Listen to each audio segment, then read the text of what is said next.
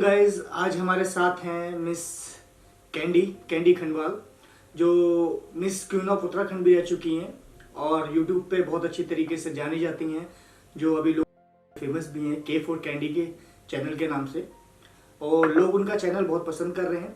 तो आज हम उनसे कुछ क्वेश्चन पूछेंगे, उनका मॉडलिंग करियर कैसे स्टार्ट हुआ, किस तरीके से उन्होंने इस जर्नी को स्टार्ट करा, किन लोगों के साथ करा है। तो हम उनसे कुछ क्वेश्चन पूछेंगे। हेलो कैंडी, हाय, कैसे हैं आप? I am good, how about you? मैं ठीक हूँ। आपका यहाँ तक का सफर कैसा रहा? सफर तो एक रोलर कोस्टर जैसा था, टू बी वेरी ऑनेस्ट। काफी सारा टाइम ऐसा भी था जब मैं बहुत ज्यादा डिप्रेस्ड और बहुत ज्यादा टेंस थी, जो कि हर किसी के लाइफ में होता है।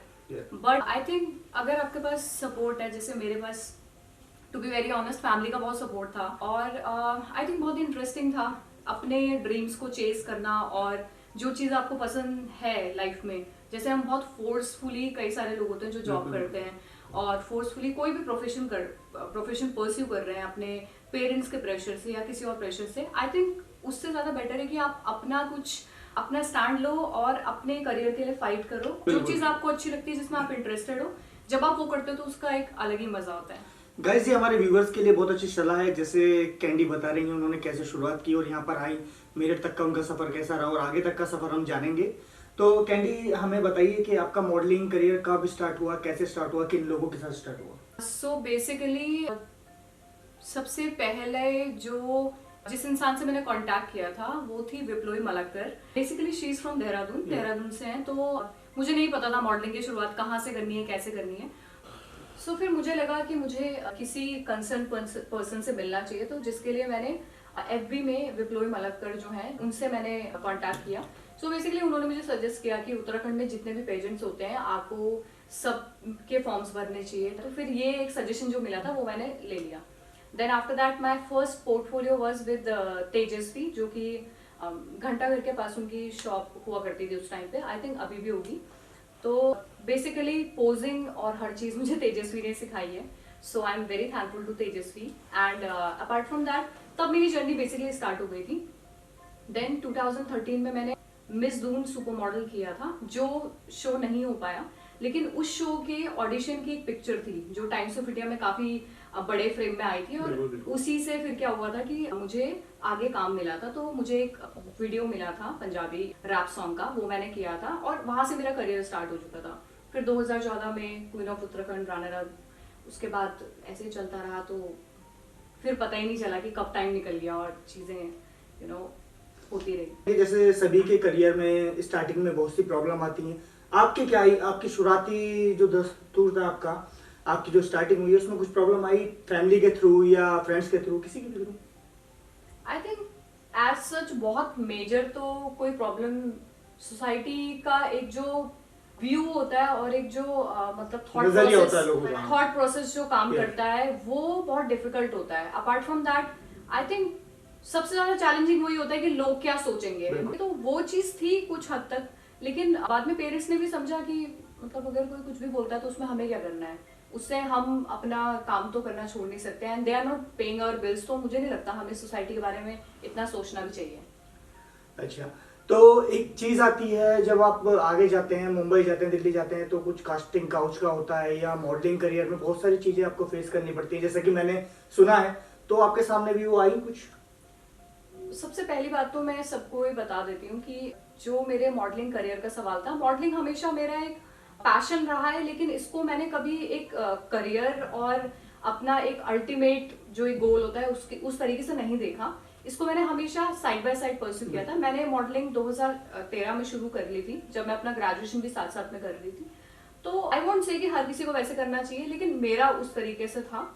और रही बात कास्टिंग काउच की, तो मेरे साथ सिर्फ एक छोटा सा एक ऐसा इंसिडेंट हुआ था जिसमें मुझे एक शूट के लिए बोला गया था, जो मुझे थोड़ा अनकंफर्टेबल लगा था। वो अप्रोच जिस लेवल पे थी वो मुझे कुछ ठीक नहीं लगी। ऑल्दो मुझे कुछ बहुत ज्यादा फोर्स नहीं किया गया था, सिर्फ एक प्रस्ताव मेरे सामने रखा गया था, which I denied.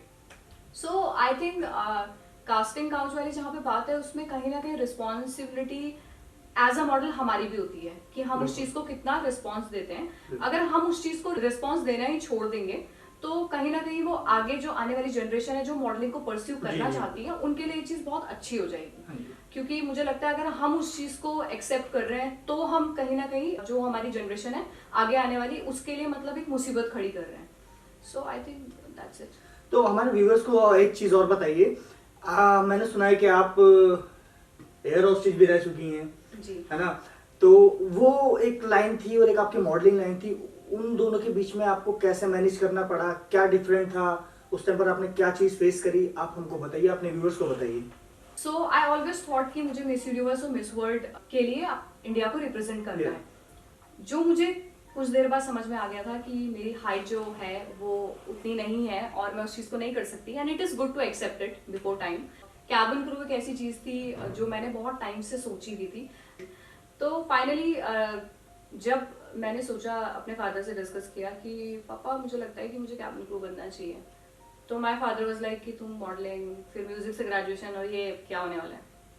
So I said no I want to do it. तो बहुत अच्छा था, बहुत आई थिंक डिफरेंट चीज थी, लेकिन एक सिमिलैरिटी ये थी कि दोनों में ग्लैमर था, दोनों में एक लैविश लाइफस्टाइल थी। और आई थिंक जब आप ग्लैमर की बात करते हैं तो बहुत सारी रिस्पॉन्सिबिलिटी आपके साथ आ जाती है, तो वही सब चीज़ें थी और बहुत इंटरेस्टिंग रहा है। लेकिन सब चीज़ें उसके बाद, ऑल्दो मेरा जो एक्सीडेंट हुआ था उसके बाद मुझे ड्रॉप करना पड़ा अपना एयरलाइन, बट जितना भी टाइम मैं एयरलाइन का पार्ट थी, ये बहुत ही अच्छा एक एक्सपीरियंस था। और मुझे लगता है कि मैंने लाइफ में एक ही बार जॉब किया है, लेकिन सबसे बेस्ट चीज़ के लिए मैंने मतलब काम किया है, जो कि एक एयरलाइन थी। कैंडी, हम आपसे जानना चाहेंगे कि आपने जब जेनेक्स मीडिया के साथ वर्क स्टार्ट किया, मिस्टर सैम स्टीफन के साथ, तो उसके बाद आपकी लाइफ में क्या चेंजेस आए? आई थिंक जेनेक्स के साथ 6 साल पहले मैं जुड़ गई थी। वर्क एनवायरनमेंट भी बहुत अच्छा है, मतलब किसी भी तरीके से कोई प्रॉब्लम मुझे कभी हुई नहीं। मुझे ऐसा लगता था कि आपको कुछ शेयर करना है, आपको बोलना है, आपको ये शूट नहीं करना, आपको करना है तो पहले मुझसे पूछा जाता है। ऐसा कोई डिसीजन नहीं है कि कोई भी मैनेजर या कोई भी डिसीजन ले ले कि हाँ भाई आपको ये चीज करनी है, तो मुझ पे इम्पोज नहीं होती थी चीजें, बाकायदा मुझसे पूछी जाती थी, जो चीज मुझे बहुत अच्छी लगी।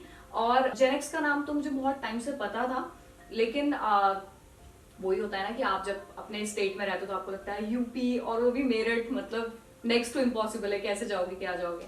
लेकिन आज के डेट में मेरी फैमिली उनको जानती है, पूरे प्रोडक्शन हाउस को, मेरी फैमिली भी बहुत फेमिलियर है, तो मुझे लगता है एक बहुत ही अच्छा वर्क एनवायरनमेंट है और बहुत ही कंफर्टेबल और एक बहुत अच्छे लेवल के मुझे काम मिलते हैं। So I think it is a very amazing feeling to work with people like Genex. सपनों की उड़ान विद के फॉर कैंडी, जिन्होंने जमीन से लेकर आसमान तक का सफर तय किया और आज के टाइम में भी वो वर्क कर रही हैं। तो आप इनके चैनल को सब्सक्राइब करें, वीडियो को शेयर करें और बेल आइकन को प्रेस करें। धन्यवाद।